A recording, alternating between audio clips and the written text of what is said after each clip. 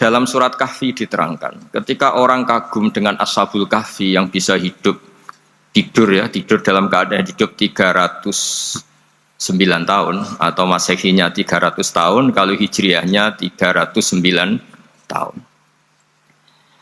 Itu mungkin kalau kita ilmuwan, ahli baksil atau ahli apalah, itu mungkin lebih kagum tentang nyamuk. Saya berkali-kali bilang, andaikan kita sepakar-pakarnya, terus disuruh bikin nyamuk itu, nggak usah bikin nyata hidup, bikin patungnya saja. Nyamuk itu sekecil itu, kemudian punya jantung, jantungnya punya urat, uratnya punya kuman, kumannya juga punya urat. Bayangkan saja sudah tidak bisa. Sehingga ketika orang tak kagum sama Ashabul Kahfi, kata Allah, am hasibta anna ashabal kahfi warraqimi kanu min ayatina ajaba. Apa kamu kagum tentang Ashabul Kahfi dan batu-batu yang dipahat di situ? Bukankah dalam kekuasaan kami ada yang selalu menakjubkan?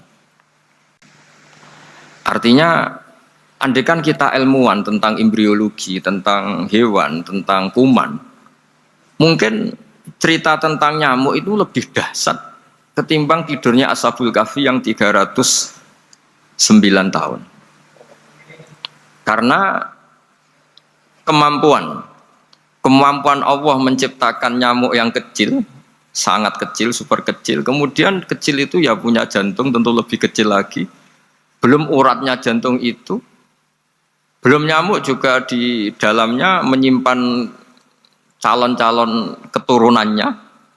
Kayak apa kecilnya lagi?